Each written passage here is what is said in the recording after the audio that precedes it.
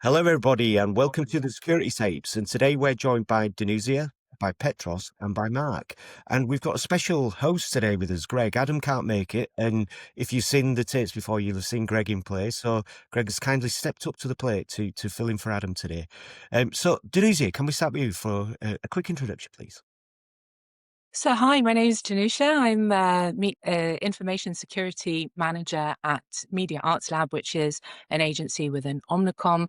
I'm very happy to be here today. Lovely. And Petros? Hi, everybody. My name is Petros, and I'm the head of cybersecurity for Nala Money. Cheers, Petros. And then last but not least, we have Mark with us as well. Hi, Mark. Hi, my name's Mark. I'm a senior tech manager with Just Eat. I look after vulnerability management, data security. Nice to be here. Good to meet you back. Over to you, Greg. Hello, everybody. So it's lovely to meet you all. We'll start off with Danusia. I've just had a look at your LinkedIn page, Danusia, and I'm already fascinated. I'm already fascinated in what you do. I'm a technical guy, so information security is where I'm lighter on. I think I'm a bit more like Mark, because the building blocks thing came to me like that, because that makes sense to me, because I've been doing this so long. But I've had a look at your LinkedIn page and I'm fascinated already. I'm absolutely fascinated, the psychology side of it and the linguistic sides of it, and how you get that message across. Because sometimes you're an engineer, you're a bit of a blunt tool, just do it. And the way in changing the language. So I think it's fascinating. So without me carrying on, what would you like to say? How would you like to open up today? Well, thank you, Greg. That's really a big compliment, because I'm in awe of you and your skills. So we're doing a bit of like background envy. Yeah. But yeah, the psychology thing, well, it's always been an interesting subject for me. And I have a background actually in teaching and linguistics and language analysis. And so I've always been interested in how language informs function, informs behavior. And that's something that looking at the information security sector, I think, is something that is a growing conversation right now. I'm really happy to be in this industry and contribute to that. I come from, as I said, a training background. I was a university lecturer, preparing students to learn conventions of communication and genre at university. And I think that is a skill that I've tried to take into my function as information security manager. Now I'm in an advertising agency that obviously is like a specialized area where communication and marketing and trying to get you to buy something that you may not have considered, or that you may intend to, but maybe have some feelings about this. That's their speciality. So I'm really learning as well from the people that I'm working with and the different specializations in this industry. I'm going to ask you a question on that. Why information security? Why? You're a university lecturer, and it fascinates me. Why information security? Why did you decide to do that? I think it's such a, first of all, dynamic industry. When you say you work in information security, that could really mean anything. So as you say, you're very technical, and that's what I thought about information security for many years, that, oh, you have to be technical, you have to be a coder, a developer. And then I met people. I was working with people who had contact with this industry, and I realized how much potential there was actually for people like me who are non-traditional backgrounds, career changers, to bring my existing skill set into cyber, into information security. And and I think what you're asking is like, what was the watershed moment? Yeah. There Or were a your couple. your epiphany. What was your epiphany? Yeah, well, I was on the road to Damascus. I'm joking. Exactly.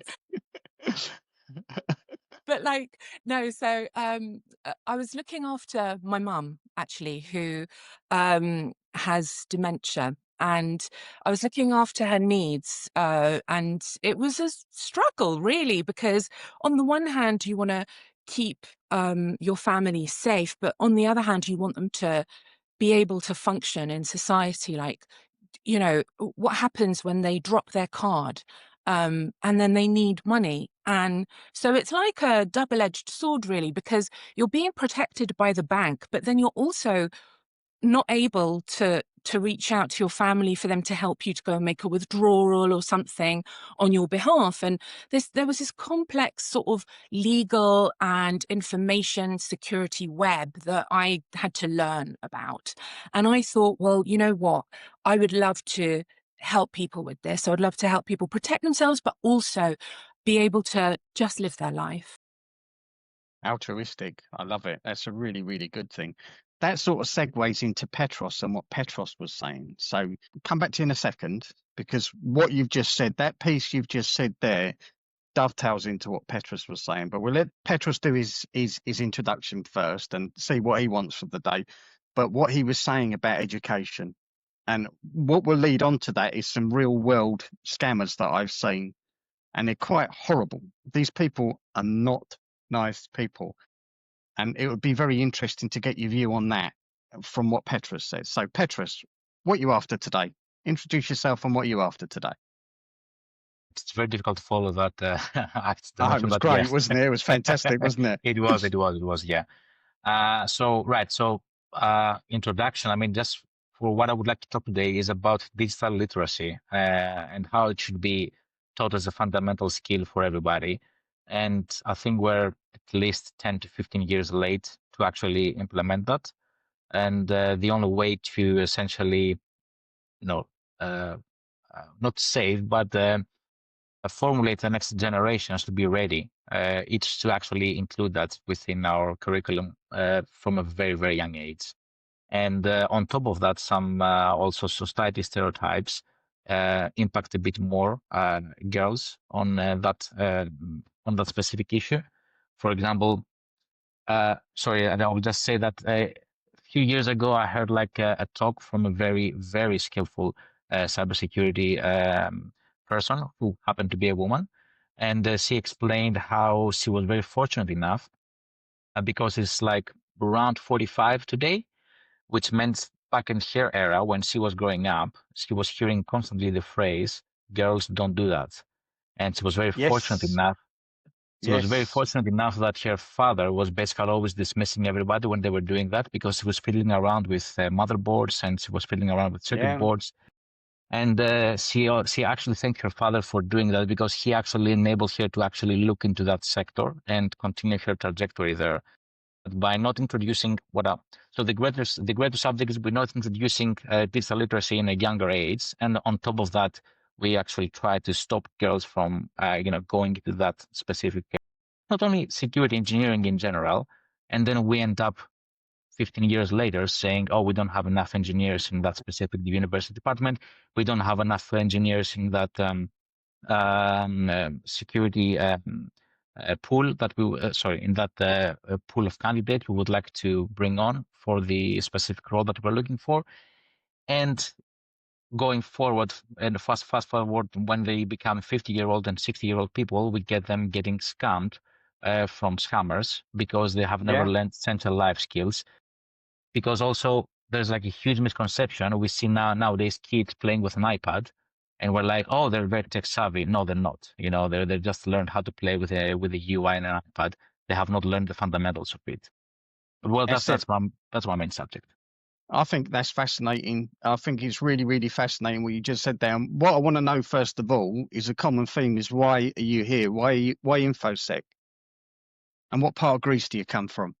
So I come from from North Greece, from Thessaloniki. It's a place where we have a very proper winter with snow and everything. Nice. So why cybersecurity? I will make it as short as possible. So when I came to the UK to do my master's degree, which I was forced to because my girlfriend at the time, wife now, told me I'm going to the UK to do my master's degree, and whether you're following me or not, it's up to you. But if you do follow me, then we can continue being together. And I was like, oh, so I have to study now and actually care for my university. So I did that and I got accepted by King's College here. So I came to do my master's degree, and it was about AI and just a bit of touch of robotics. I had nothing to do with cybersecurity. And during that master's degree, I had an optional module in cybersecurity, which I just, out of curiosity, I just walked into the course. And it was fascinating, everything that the professor was describing, but it was like, okay, it was just fascinating. But at some point he turned to the class and he asked everybody, have you ever, caught yourselves going through like a checkout cart online and thinking how you could actually just maybe manipulate the system to essentially, check out Yeah. without paying? Or have you ever like been in a shopping mall and started looking at security cameras and thinking what areas are covered, what areas are not covered? And I was like very naturally just nodding yes, like while I was listening to this. And then suddenly I realized, because he turned and looked at me and I was the only person in the class nodding yes. And he turned and looked at me and said, well, you've always been into security and you haven't known that. And I was like, oh, wow. So that's stuck in my head. Do you know what I just wrote down from what Danusia and what you just said is mindset? And I think it's particularly very interesting what you said. Mindset is gender unspecific. It doesn't matter. It's a mindset in this game. There's a very similar. When we come on to Mark in a minute, there's a mindset. We are suspicious people. We are by nature, we're nice, but we're suspicious. And there's a lot of it that's what if someone did that? What if? So it's really, really interesting what you said there as well. So fascinating. Really, Mark, introduce yourself. What are you after from today? Thank you, Petros. I think when I was having discussions with Vin prior to this, it was sort of my bugbear at the moment is around people getting the basics right. I've got nieces and nephews, so I can understand what Petros is saying. I've taught them over the years that if you post online, it's there forever. It never goes away. So be careful what you say it to, who you say it to, and go from there. So I'm comfortable that my nieces and nephews are savvy in technology at this point in time. My mother-in-law, however, doesn't like to do technology, so I don't really worry there. So that's fine. For me, it's about doing the basics. So I started out in IT many, many years ago, too many that I want to remember. And the scope of what we did then was very wide and varied. Whereas in the last 35 years, I've seen the scope become narrower and narrower. So people become more focused on certain things and they forget about the other things that are around them. Basic maintenance, updating, patching. I do vulnerability management. I've done it for 10 years and data security. I've been in InfoSec for 10 years. I started off life as an aircraft engineer. Nice. Owned a garage and ended up doing project management for a large insurance company. And then got asked, could I go and do vulnerability management? It's like just managing people, patching stuff. So it's just a bigger project. And that's how I got into cybersecurity, information security, and obviously my knowledge has grown over the years, but it just seems that too many people are focused on individual things, and there's not many people nowadays that look at the bigger picture. And the bigger picture is that not everything needs to be patched, not everything has to be fixed, because you need to manage and mitigate your risk. Do you know what I like to say? I know the first thing I'm going to say, Vin's got his hand up, so I'll let him talk in a minute. But the first thing I'm going to say is like the Hippocratic Oath. And I know that's punching above my weight, but it's first do no harm. If you patch something and you kill it, well done. You've got rid of the vulnerability and you've also got rid of the access to it forever. So not a good idea. So I agree with that. And the other thing I'm going to say, Vin, before I bring you in, you've surrounded me with all these clever people. I left school with one GCSE and I've got university lecturers and then there's master's degrees, and my imposter syndrome is really kicking in now. So I'll put it over to Vin for a minute because he's got his hand up. Do not feel like an imposter. But what instrument can you play, just out of interest, Greg? I have no. I couldn't. To use a London phrase, I couldn't carry a tune in a bucket. I love, I love music. I am a classical music fan. I'm an opera fan. I absolutely love it. But I couldn't. Like all those guitars, I just look at it with envy. I've got a son who's a fantastic lead guitarist, and I just look at him with envy. I'm supposed to love him, and I do, but sometimes I hate him because he can really play the guitar, and I can't. I can't play me. It's just like some people have got War and Peace and things. That's like my kind of thing. No, thank you, everyone. I think we've got a really interesting mix of guests today, and there's all sorts of questions I've already got. And again, I'll bring up Mark's background about the aircraft engineering, because something I've kind of realised, and it has been a bit of a revelation, and it's been a revelation from hearing how people who are far down the journey, near the top of that maturity curve, are operating. And what sort of hit me like a ton of bricks is the entire computer industry is immature. It don't matter how mature we are with what we're doing in that industry. It's not been around long. When I started work, I didn't have a computer on my desk. I was selling Windows on floppy disks to customers, and I didn't even know what it was because I didn't have a computer. And that's how mature the industry is, not that mature at all. And then bring security into it. And obviously there were issues pre-internet with security and computers. Antivirus, not the least of them, but it wasn't really until we got ADSL and broadband, everything kind of kicked off. And that's not that long ago. And I think we're in this world where it's almost bringing aeroplanes back into it. I read there's something like 35 million plus flights a year that take off and land safely, but we don't see about them on the news. We don't hear about the air traffic controllers that have done their job correctly on the news. We hear about the other stuff. And I think it's similar with security. We've all heard of recent attacks because they're straight on the BBC and everybody's finger pointing, and salespeople come out with a solution that would have stopped it. And we've all been there. But I think there needs to be an understanding for everybody that what we're doing is new. And the fact we're doing anything good is amazing. I know, Greg, you can't talk about the bank that you've worked with necessarily, but banking is your background, and you are going to tell us a bit about some nasty people out there. I think it's incredible how we use the digital infrastructure that we use with so little problems, given how immature everything is, and not because we're not clever and people aren't doing good jobs. It's just what else would be when we've been going such a little amount of time, I guess. So over to you, Mark, because your hand's up there, sir. I was going to cover just two things quickly. One, Greg's comment about wanting CSE. I left school with 8 CSEs. I have no degree, no master's degree, no doctorate. My training was all done by myself in my back bedroom, building PCs, and that's how I started on the service desk, and I worked my way through on my career. I have got an HND in computing, which I did many, many years ago at night school, and I've got my certified IT, and I'm a member of the British Computer Society. I don't think, in my mind, there are lots of people out there with lots of qualifications, doesn't necessarily mean they can do the job. And there's lots of people out there with absolutely no qualifications who can do the job better than those people that can pass the exams. I'm not very good at passing exams, but I can do the job. I know people that have passed the exams, haven't got a Scooby. Mindset. It's about a mindset. And the other thing was about, we're naturally untrustful. I am probably naturally untrusting of anything and everything I see on news. Now, I remember, as Vin said, I was sat building machines on a K56 Flex 2 modem, and IRC chat and stuff like that, which was the birth of the internet. So in my lifetime, I've seen little the tennis playing machines on the TV go to now a fully fledged Xbox, which I've got on my wall above me. So I've seen huge progress in my career and in my life, and it's hard to catch up. It moves. The reason it doesn't mature is because it moves too fast.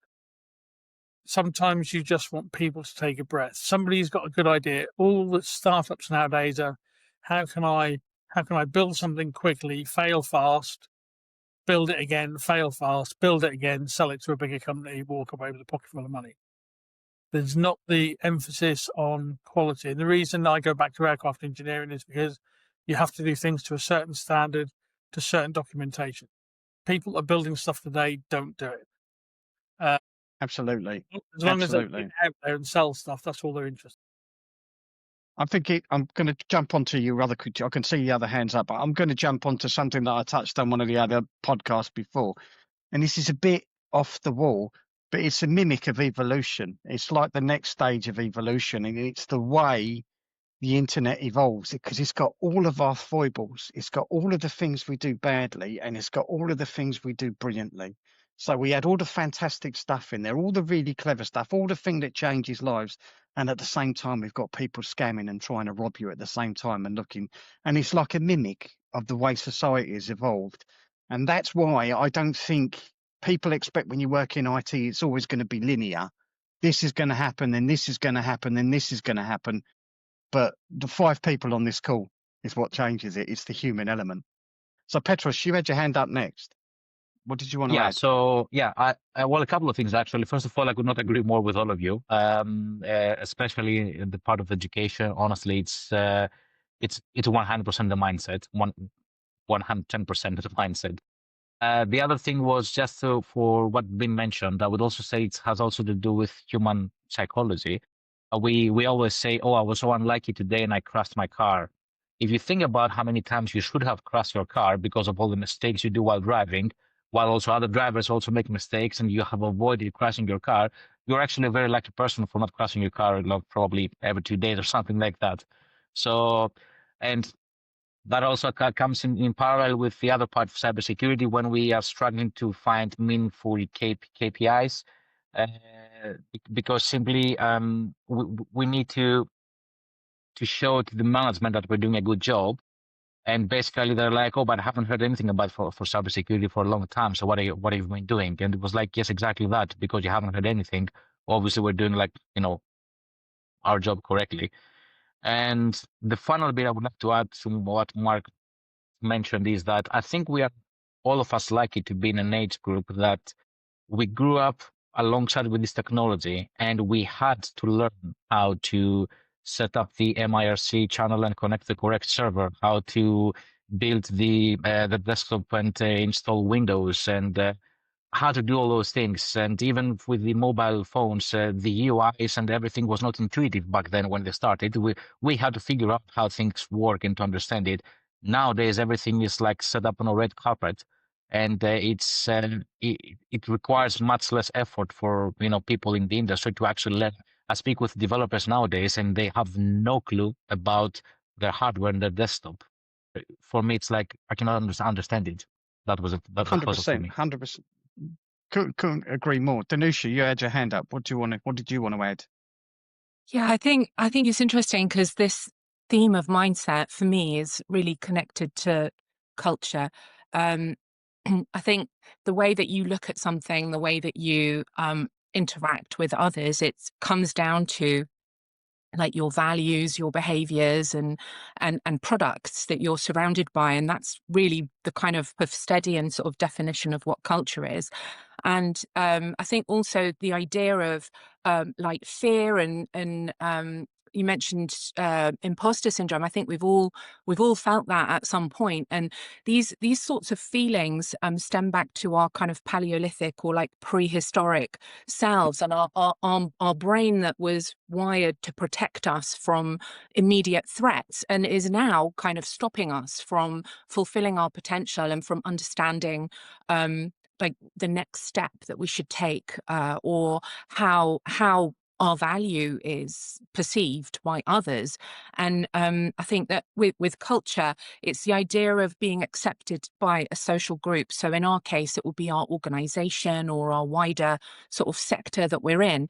And I think looking at artifacts like the products that our organizations produce, the literature, the language that they've used, the style guides that exist, if any, it is a way that we can really navigate that if we sort of saturate ourselves in this. And like coming from an advertising background, that's fairly easy. I can just collect up all the advertising, but it's more than that. It's how people talk to each other about things within the company, how they espouse values, and fitting in our way of working and the products and the services that we're providing with that. So trying to enable that rather than sort of like, oh, I have to do my thing and I have to get my targets and achieve these metrics, is like aligning like what are the metrics that my company, my organization, what I value, what are they, and sort of putting them down and looking at how they can be integrated into like our day-to-day. Yeah. Often as an engineer, I look at brand values, because for me, I'm an engineer. I look at things in engineering terms, and brand values to me sometimes it can be a little bit propaganda. Do as we say, don't do as we do. And I look at those sometimes, and I must admit, there's an area of a jadedness around that sort of thing. But it's very interesting to hear you say it, because I mean, I don't know whether it's imposter syndrome. I don't know it's what. My day is I'll turn up and I do the best I can, and you can write whatever you want down, but it's not going to stop me doing the best I can and to be curious and trying to protect an organisation. So it's interesting. There's a bit of a schism there with the way I think and the way you think, and I think that's quite interesting. What do you think on that, Mark? What did you think? What do you think of brand values? What do you think on that way of thinking and understanding from what Danusia just said? I think brand values and culture is very important in businesses today. Why? I've experienced quite a toxic culture in the past where it's very shouty, and you tend not to want to put your head above the parapet in case you get shot. Whereas where I am now, the culture is very, very good. You're open, you're able to have more freedom, feel about what you do. You know, my job is to build high performing teams and to make my company a better place, a safer place as best I can. But sometimes the culture stops that in a way, because, especially in startups, because it's not about, again, going back to doing the basics. It's about building something and moving forward. There's something interesting that Petros said about reporting and KPIs and SLAs and sort of stuff like that, that, you know, we want to report how good we are. I took a slight change on that. I now report how bad they are. So I tell my management teams where their issues are and what I need them to fix, rather than saying, "Oh, look, let's do a really good spin on this and say how great we are." Because at the end of the day, I think when I say back to basics, we need to get back to telling the truth. You know, spin. You know, in the nicest way possible. A horse is a horse. If you put a dress on it, it doesn't make it a mare. You know, it's just one of those things that I think there's so much spin nowadays. Even if you look at the last cybersecurity breaches, sort of Marks and Spencers and sort of stuff like that, there's lots of spin around it. But the spin doesn't do you any good when you walk into the shop and the shelves are empty and you can see the impact of what's gone on. Although, yes, we're still trading as normal. We've got a few hiccups. No, you haven't. You know, Co-op did the same. Co-op had an issue, and you went in some of their stores, and their shelves were empty because their ordering system went wrong, and they couldn't get stuff in. So for me, the brand value, there's two ways. There's a brand value that you have internally, and there's a brand value that the company wants to portray out to the general public. And it's very, very well managed nowadays. But sometimes, you know, you how many times do you watch the news nowadays and think to yourself, has that actually happened? You know, is that what you hear, or you watch a news story and it'll be 8 million in the morning and 10 million in the evening? And it's like, well, where's the extra 2 million come from that suddenly appeared in the last 6 hours? And I think there's an element of we want to sensationalize everything as well. So I think I find it very difficult because I've been around a long while now to see how things were and how they are now. And I don't necessarily think we're going in a better direction. We're just going in a more very technology-led way of doing things. Yeah, and it's a learning curve. The next way we're going, it's a learning curve, and this is all part of what I said, an evolution and the way that works. But one of the things I want to pick up what you said, and you'll find this, Petros and Danusia, I think you'll both find this. I'd like to see what you think it is. Toxic cultures kill innovation. Absolutely kill innovation. If you are scared to fail, so if you work in an organization where you're scared to fail, and if you think you're going to be pilloried if you get something wrong, that's it. you are effectively strangling any innovation in that company. That's my experience, because there's two examples that I can give on this, Robert. I can't really give them because it will mean putting company names in. But you're literally told, if you fail on this, this is down to you. You've got to take this. And you think, oh, I'm not going to do it then, because I'm the engineer who's going to be sitting there at 3 o'clock in the morning trying to get it work. And I think, well, it's not worth the bother then. If I get it wrong and I'm just going to get fired for it, I'll let someone else do it. So, Petros, what's your take on that? Well, I've changed 6 companies in the UK. Most of the times I was just getting bored. So I was just changing company from company. But from one company I left because there was an extremely toxic culture to the level that I was having night terrors. So, yeah, I can easily attest to that and say 100% I'm with you. I mean, sorry, just that you've covered it so well. It's very difficult for me to say something more. We do have like change management and this hard up processing to kind of enable innovation, but at the same time do it in a safe way. But still, I've fully resonated with what you're saying. Yeah, I think, yeah, just my experience. Danusia, I'd love to hear what you think, because you do linguistics. So language is a lot, and a language is a lot of what you do. So I'd like to know, because I'm quite plain speaking and blunt on that. I'd like to know what you think about that, because you'll look at this from a different perspective, I think. It is very tricky and thank you for sharing your experiences, because these things that sometimes are not talked about is when people have a toxic experience, it's like, well, you leave the company and like, sigh of relief, I'm in a better place now. Yeah, But that's yeah. trauma that you carry with you.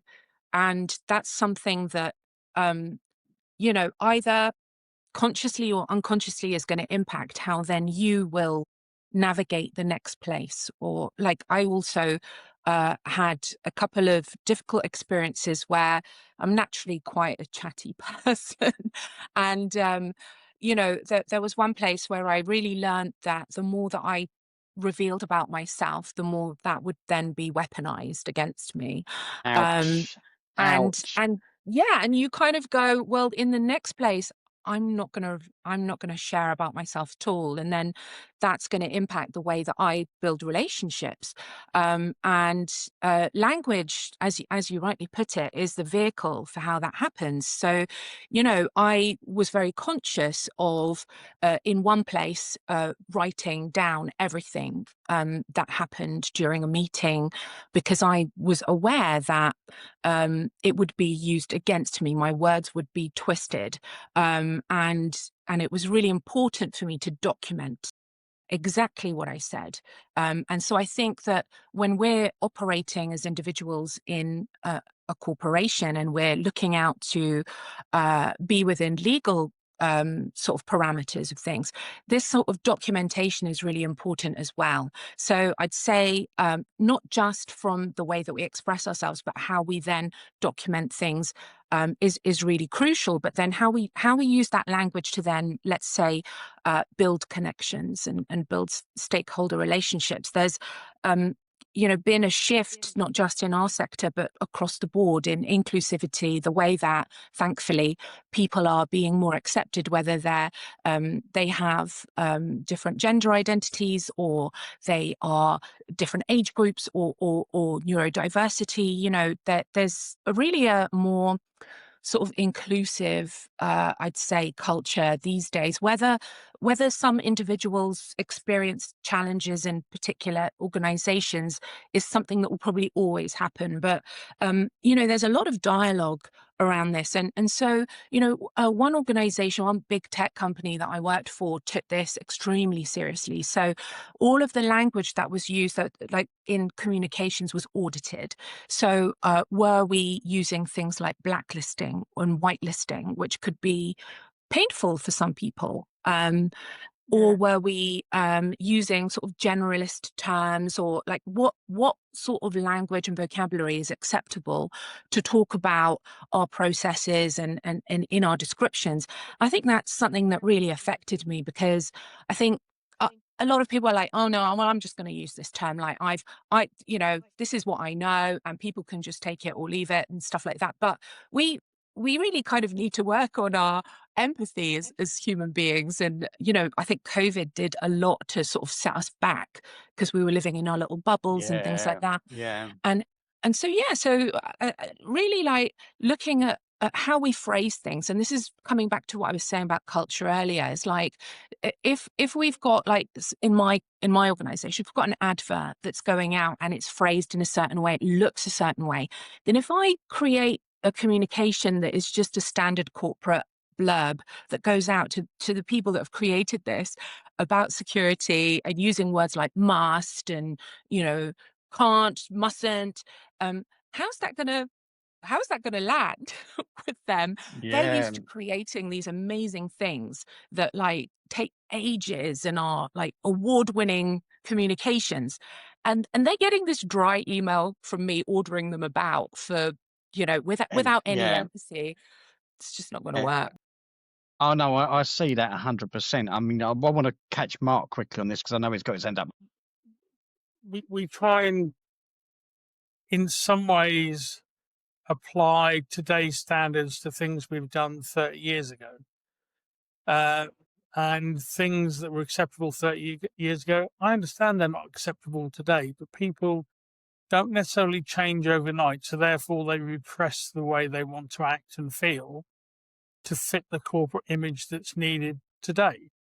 And sometimes, in the best will in the world, Greg, some people need to be told to JFDI. Because there's too much procrastination about, oh, what if we do this? What if we do that? No, don't. Just do this and do it now. If it goes wrong, it goes wrong. We can work out what's gone wrong and fix it afterwards. So that the fix fast, fail fast, I'm fine with that. But I think sometimes it's sort of muddled that we now don't want to deal with accountability and responsibility as part of that culture because nobody wants to take accountability and nobody wants to be responsible for making the decision. Whereas I'm not worried about making the decision, and I will always stand up in front of my team and protect my team from anybody who comes along knocking on the door. Hindsight, again, is one of those things that people use to vilify people in some ways. Well, you should have done it this way and you should have done it that way. Were you there making the decision at the time? No. Life is about learning from your mistakes. If I hadn't made mistakes in the past, I wouldn't be the person I am today, and I wouldn't have the experience or the knowledge that I have today. Well, where do I begin, Greg? Because we're going to come in with a point, and then there's several more now. But no, really interesting stuff, and I think I can only talk from my experience. And when I first entered the world of work, I was shocked. I was shocked how certain people behaved. I came into working for small companies, and it was different there to if you were working at large companies or government organisations. I subsequently found out. Yeah, the culture in the smaller companies, perhaps a reflection of real life, I don't know, but it shocked me. It shocked me how people were. And I do speed forward to today, and I do feel that there's loads of things I want to sort of bring in about what Danusia said and Petros and Mark and yourself, Greg. But overall, what I'm thinking is things have changed, and in my opinion, for the better, in that we talk about things today, and it's really come out on the different podcasts that would just not have been talked about when I first started work. And things I feel are improving for the better on one hand. On the other hand, it's interesting that in talking to enterprise, in the main, even though we've got all sorts of people on the cast, we're generally talking to enterprise. What's great is to see so many women involved in the podcast, because it's a reflection that there are a lot of people involved at the top level from a maturity viewpoint, from a journey viewpoint, well down that journey, who are women, which is great to see, because it never used to be women in IT. But like now, if you were to go to LinkedIn and from previous roles, if you wanted to invite 100 IT managers from random sectors to come along to a free training event, you'd pretty much be inviting 95 men, I think, still. And that's just a true reflection. And I think it's important. I'm a great believer in rewarding people for good at what they do, but then we have to also recognise people have been held back, and we have to somehow adjust that. And be interested to know from Danusia's viewpoint, because I think you've got the best viewpoint on this, is what do we do who recognise that to help? Well, I think me being here today is something that is really helpful. being included not just as a person who's speaking about women in security, which is something that I know a lot of really talented, experienced women that are in this sector get approached about, and they would rather get approached about speaking about what they actually do. So I think that's one thing. I've seen a lot of panels where it is still like 100% men, and it does repel me a little bit because I kind of feel like, okay, maybe the topic sort of means that the people that have sort of been picked are just guys, but like I feel like that there are quite a lot of us out there that, you know, I attend a lot of women in cybersecurity events and other inclusive in cyber events. There are these associations that are not just open to women, but also to men who would like to you know, become more involved in this. And so, you know, the inclusivity is both ways, really, I think, or rather than looking at it in a binary way, it's like a multi-directional inclusivity. So I've felt this sometimes in like professional situations that I'm just not included in a discussion. And whether I'm a woman or not, as a human, that's quite sort of disenfranchising. So having somebody sort of like go, oh look, Danusia, what do you think about that? That makes me feel immediately included. And I think in some environments, it's not the objective to exclude somebody, but it needs to be an agenda that something like that is put on the agenda. Okay, like consciously, I'm going to check in with myself in the meeting and see have I included everybody. Yeah, point. And when you're hosting, we are conscious. I think Greg's done a great job today as his first time as guest host. A point about your role, and it fascinated me in that doing what you do in a normal company is difficult because what you're really doing, it's psychology and it's selling and it's getting people on board with your message. And as somebody who introduced Snow before to the UK, I was one of the first people working with those guys. And when I spoke to people about why we needed to do security awareness training then, I used McDonald's as an analogy. And I said, we've all heard of McDonald's. So why are they still advertising? That's why we've all heard of McDonald's. And with security awareness, that's why we need to keep doing it. It's almost like you need to be better than they are at marketing to get the message across. I mean, can you give us some examples?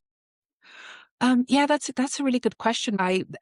Going back to the whole imposter syndrome thing, like that, it's quite easy to sort of feel overwhelmed by the pressure of creating a message that it will fall well. One thing that I did when I started is I looked through the whole back catalogue of our ads and I tried to understand how that was achieved. And I plagiarized heavily as a ex-lecturer. Kind of don't really want to admit this, but I completely plagiarized that role and used all of these ads to create messages. So I would use their images and put my security message on top. And in this way, it's like using kind of their work as part of the message. So they've created part of that message. So the ownership sort of passes from me to them. About what you were saying, Mark, earlier, yeah, we need to empower people to be responsible for taking ownership, and we need to define roles and things. So I think in that message, it was, well, you've created this. I've provided the words in the correct tone. Together, we are responsible for security, and that was part of the message as well. We all own security. We all are working to keep ourselves secure, and then defining what that means. So who owns what process as well, separately to this, is really important. So in my previous role, I was audit manager, and I was working heavily with the risk register, and that was, you know, great to have these snapshots of the whole organization and seeing how all of the different policies sort of dovetailed and who was responsible for what.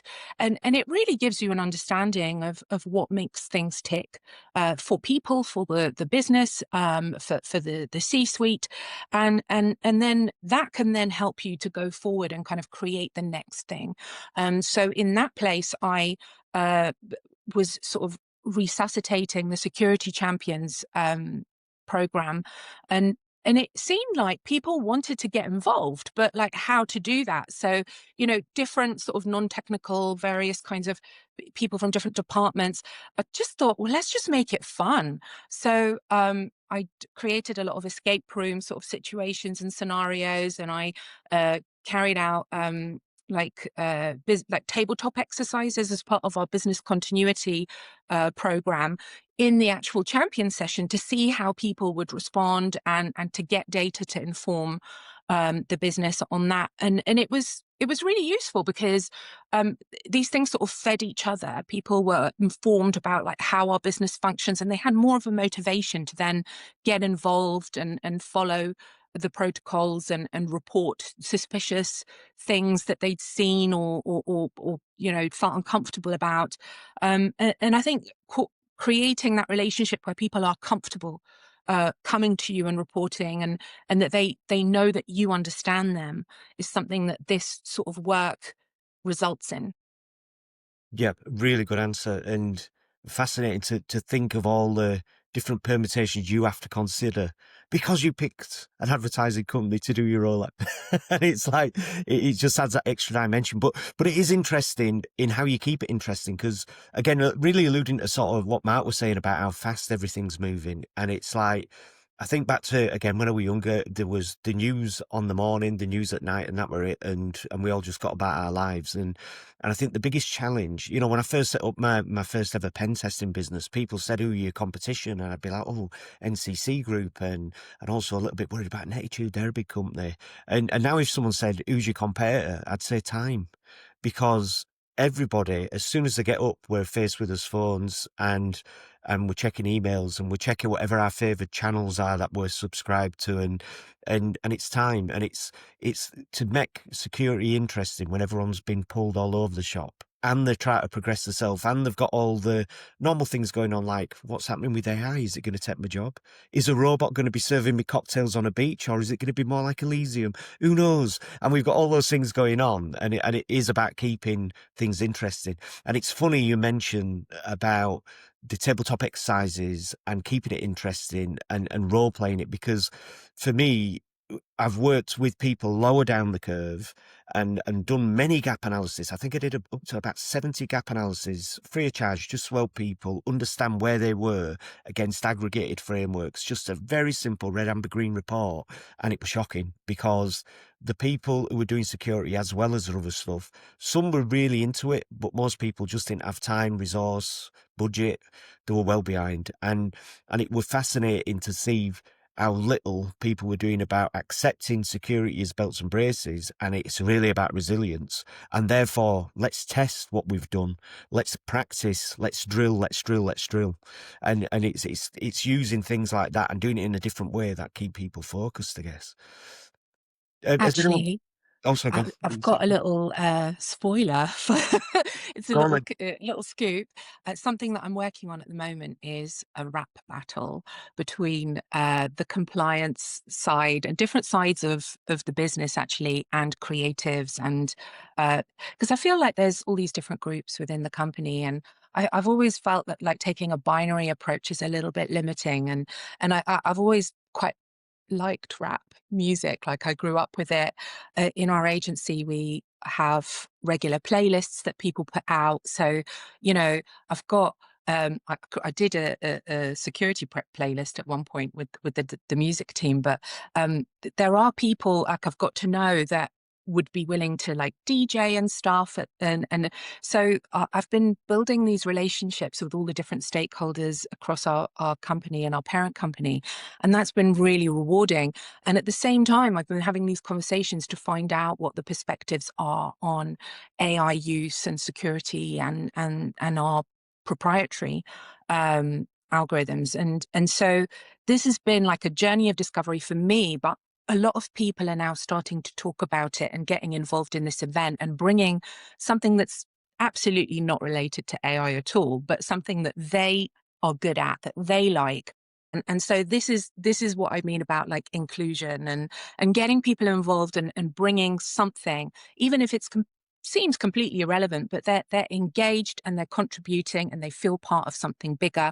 And then I don't know how it's going to end up, it could be a massive car crash, but I'm very excited about this. I think it's going to be brilliant. I mean, just for the record, if I had to pick my top 10 TV moments, one of my top 10 TV moments, and nearly everybody's surely, is Blackadder goes forth over the top at the end. Made me cry when I were a child when I watched that. And one of my other favourite ones, and we won't go too much into this, but you'll know what I mean when I say Danusia, the 1984 Apple advert is like just TV gold for me. I can watch that as an advert for entertainment. But yeah, but the other bit is the end of Eminem's live story, 8 Mile, where they have the rap battle on that, and that is just fantastic. And if somebody in your rap battle doesn't sort of give them the mic and say, tell these people something they don't know about me, they've not seen it and they've not reused it, and they should. But yeah, I hope you're going to record that, and I hope it's for public consumption, because if not, we've missed the trick.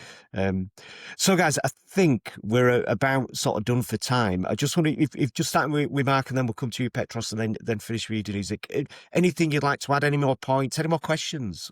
On you, Mark, my friend.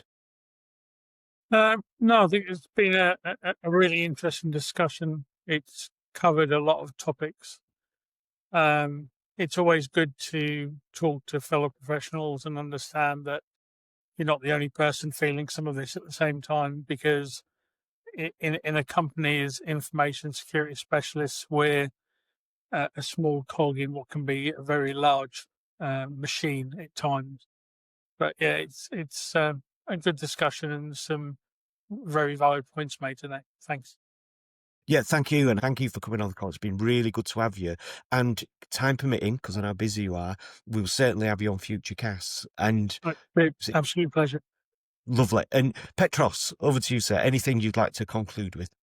Yeah, just lovely discussion. Lovely points. Some of them I've never considered them before in the past, so I'll take them on board and consider doing them. Especially the one about showing how bad we are, what Mark suggested. And yeah, I mean, honestly, it was just a lovely chat. Honestly, thank you for that. Thank you for the opportunity.